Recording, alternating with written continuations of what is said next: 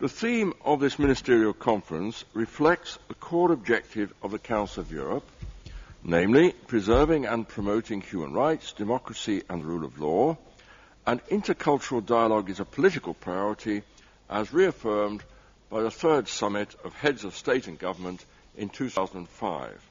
Baku in Azerbaijan is a unique place. It has been at the crossroads of different cultures throughout its history and a natural bridge between East and West, North and South. And this is a very special event because it was only in May this year that the Council of Europe launched its white paper on intercultural dialogue. This conference is the first event at ministerial level following the publication of this key policy document, and we need to look at how it is put into practice. From dialogue about dialogue to dialogue. Continuous intercultural dialogue is a social glue that we need inside our societies.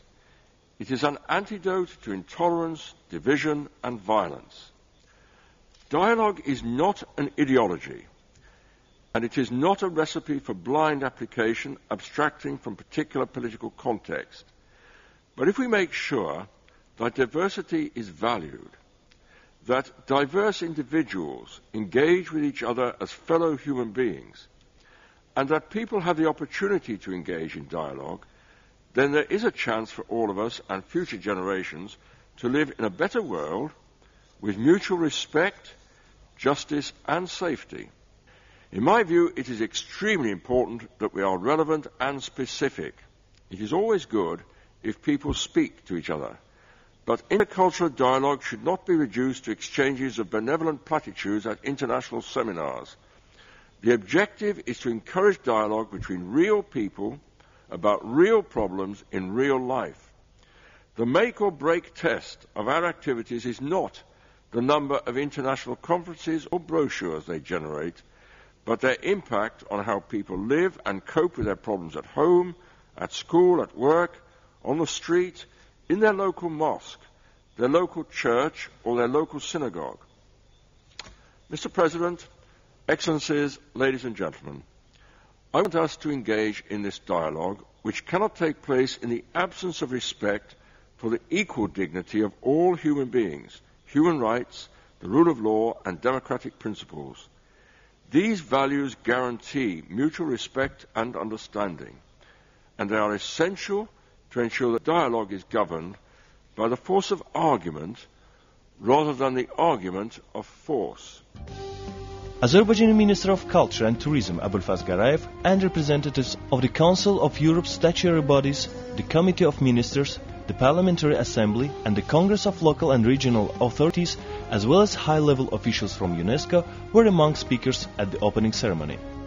We feel that the failure of political, social and economic replies has created new shelters, new demands, new requests. So culture became a kind of alternative, a kind of shelter for people who don't find replies in their everyday life.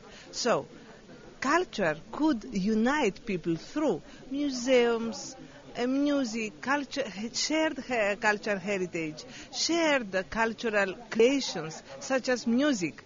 Your Mogam music, for instance, it's an example of this encounter of so many cultures in your own country. So I think if ministers of culture take into account the cultural richness of the country and create a kind of new agenda in terms of dialogue and not of nationalism, cultural nationalism, they could create the roots and a new framework for a new order, cultural order, which be a dialogical culture. It was the first ever conference of Ministers of Culture organized in a composition which went beyond the geographical boundaries of the Council of Europe and which associated ministers from neighboring regions. The event was attended by the delegations from states of the Arab League for Education, Culture and Science Organization, ALEXO, and the Islamic Science, Education and Culture Organization, ISESCO.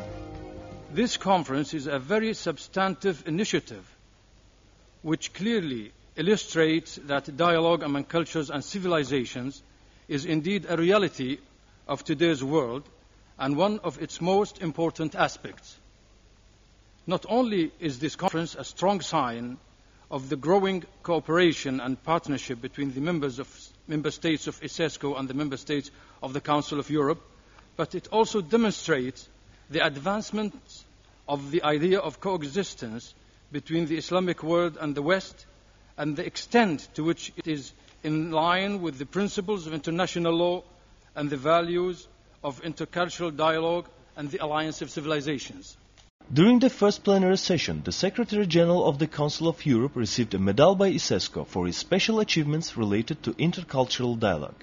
It's a great honor for me to present to His Excellency the Right Honorable Terry Davis, Secretary General of the Council of Europe, the Golden Medal of ISESCO as a recognition of the great and fruitful cooperation that exists between the Council of Europe and ISESCO, and for the tremendous support that he has given to this initiative, which works for the benefit of all humanity. I thank him, and I give this medal to His Excellency with a great...